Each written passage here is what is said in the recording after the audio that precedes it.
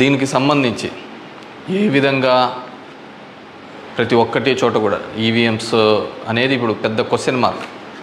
ఏం జరుగుతుంది ఏ విధంగా అని చెప్పేసి డే వన్ ఈ ఎలక్షన్ ప్రాసెస్ అంతా కూడా మనం చూస్తే తప్ప ఎలక్షన్ ప్రాసెస్ చూస్తే కరెక్ట్ ఎలక్షన్స్కి ఒక వారం 10 రోజుల ముందు, నోటిఫికేషన్కి వారం 10 రోజుల ముందు అక్కడున్న ఎలక్షన్ కమిషన్ మెంబరు గోయల్ అనే అతను రిజైన్ చేస్తాడు. ఎందుకు రిజైన్ చేస్తాడో ఏ దానికి చేస్తాడో తెలీదు.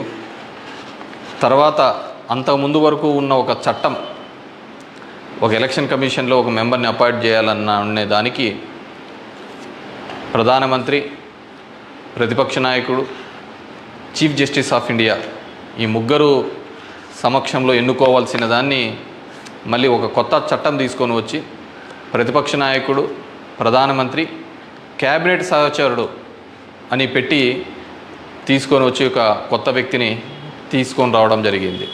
అది మనం అందరం కూడా చూడడం జరిగింది. కానీ ఏం చేస్తారంటే బ్యూటీ ఆఫ్ డెమోక్రసీ, ఏ విధంగా కావాలంటే వాళ్ళ ఆ విధంగా చేయడం జరిగింది. ఈరోజు నేను కొన్ని ఉదాహరణలతో నేను ఆంధ్రప్రదేశ్ దీని గురించి మాట్లాడితే మీరు ఇట్లా ఓడిపోయినారు కాబట్టి ఏమైనా చెప్తా అంటారు, ఏమైనా మాట్లాడుతూ అంటారు, ఏం అప్పుడు లేదా ఇప్పుడు లేదా అని కూడా మాట్లాడుతూ ఉంటారు. నేను ఇంతకుముందు కూడా చెప్పా, ఏ విధంగా కేవలం ఒకటి మాత్రమే ప్రశాంత్ కిషోర్ ఏ విధంగా చెప్తాడు, కేకే సర్వే అనే వాళ్ళు ఏ విధంగా చెప్తారు, లేకుంటే అశ్విని దత్ అనే అతను ఏ విధంగా చెప్తాడు 160 అని చెప్పేసి. ఎందుకంటే ప్రజల నాడి ఎవరికి దొరకలేదు, అందలేదు అనేది వాస్తవం. అలాంటప్పుడు వీళ్ళు ఏమాత్రం గ్రౌండ్ రిపోర్టు చేయని వీళ్ళకి ఏ విధంగా తెలుస్తుంది.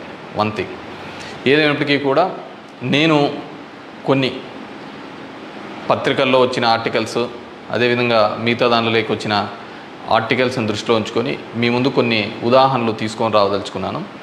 ఇక్కడ చూసినామంటే తమిళనాడు రాష్ట్రంలో తిరువల్లూరు నియోజకవర్గంలో ఇది పార్లమెంట్ వైజ్గా నేను చెప్తున్నాను,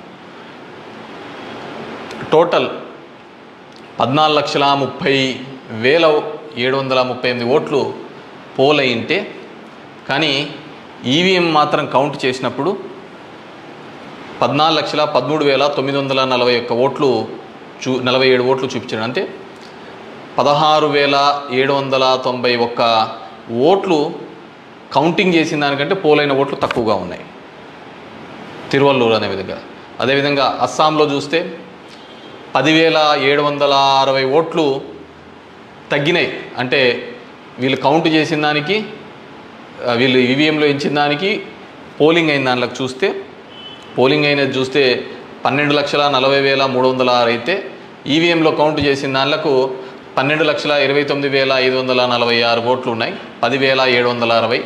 ఒడిస్సా ధనకల్ అనే చోట 11,93,460 ఓట్లు ఈవీఎంలలో పోలయింటే ఈవీఎంలు కౌంట్ చేసినప్పుడు మాత్రం 11,84,033, 9,427.